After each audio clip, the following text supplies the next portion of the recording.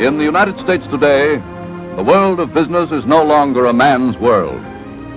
In New York City alone, 1 million women march to work each morning.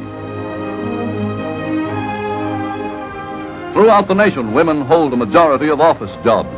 In many fields, they are far more efficient than men. In most, they are indispensable. Without women today, the nation's work could not be carried on. More and more women are rising to top-flight executives' jobs. Women like Mary Vale Andrus, an officer of Manhattan's Chase Bank. Mary Elizabeth Dillon, president of a big New York utilities company. Edna Woolman Chase, editor-in-chief of Smart Vogue. Irma Pratt, high-ranking advertising director. Elizabeth Quinlan, merchant, sole owner and manager of a huge Minneapolis department store. Outstanding in the nation's service are women like Josephine Roach, Assistant Secretary of the Treasury, and Madam Frances Perkins, first woman cabinet member. In high schools from coast to coast, the trend is for girls to equip themselves with the kind of knowledge that will be useful in business. Practical courses in typewriting, stenography, bookkeeping, economics. Private business schools are increasing in number. From the nation's colleges, thousands of girls are heading for New York and other big cities to get jobs. In New York, according to recent surveys, a girl cannot live decently on her own for less than $22.50 a week. To do that, she must share a tiny apartment with 2 or 3 others. Keep her meals within a strict budget that accounts for every nickel. Laundry bills are not provided for living on the minimum takes close reckoning. But the girl who makes as much as $20 a week is the exception, not the rule. The average girl earns approximately $15.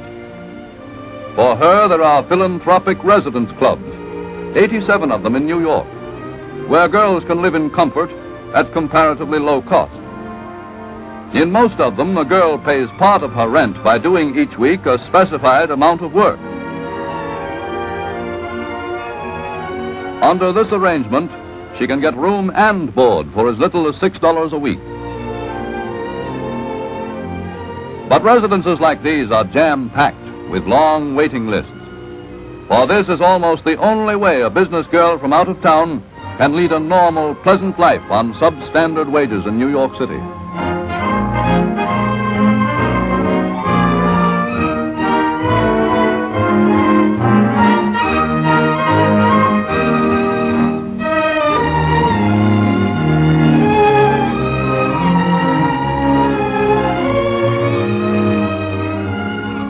Depressed industrial districts and drab mining towns where living conditions are bad are proving profitable territory for innumerable racketeering employment agencies.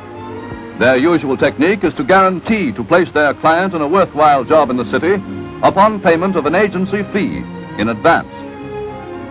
How many girls are spending their small savings to get to New York and a guaranteed job? The city officials are just beginning to learn. Not in the business district, but on the outskirts of the city, the hopeful girl finds her prospective employer. Finds, too, that the guaranteed job is that of housemaid, with free board and room, but no pay. But that wasn't what they told me. But I couldn't do that. Determined to do anything rather than go back home, the girl usually starts looking for another job.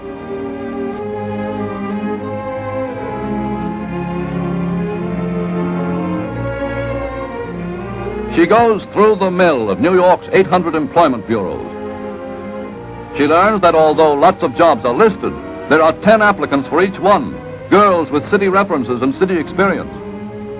But are you sure you haven't got something for me? We don't take inexperienced girls.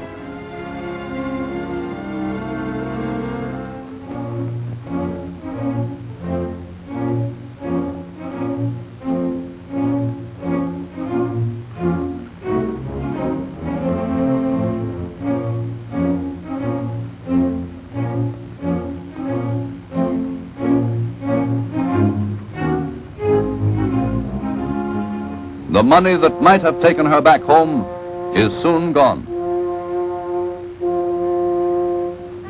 But a girl with the right personality, sick of being broke, doesn't need city references or city experience to land a job in one of the scores of dance palaces that line Broadway. The much fictionized taxi dance halls are real in New York. A pretty girl, down on her luck, will get an advance of a dress so she can start. She makes a nickel for each 10-cent dance. When the comparatively decorous dance hall closes, there's a profitable sideline for the taxi dancer in the all-night clip joints just around the corner. Successor to the speakeasy, the clip joint will give a girl a prearranged cut on whatever business she brings in. The rest is up to the management. $64? For what? I won't pay it. I'm going to get out. Wait a minute. Now listen, honey, you don't want to get me into trouble, do you?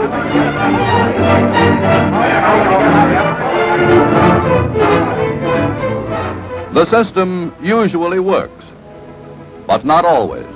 Then they tossed me out into the street, and when I came to, my money was gone.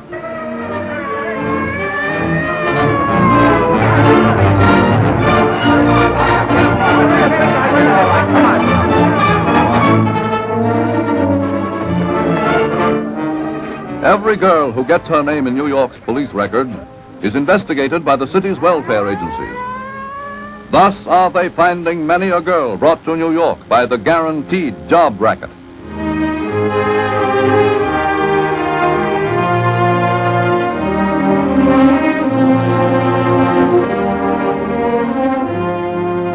As every day brings an increasing number of inexperienced girls into New York, as social agencies try unsuccessfully to find and send these girls home, the New York Welfare Council's director, Robert P. Lane, confers with representatives of the 122 social agencies in New York City. We must get word to girls everywhere throughout the country, no matter how bad the conditions where you are. Unless you have money enough to support yourselves in the city for a full year, stay home.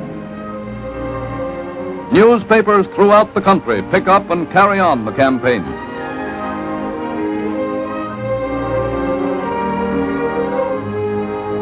But social workers know well that they can dissuade only a few from the idea of becoming big city business girls.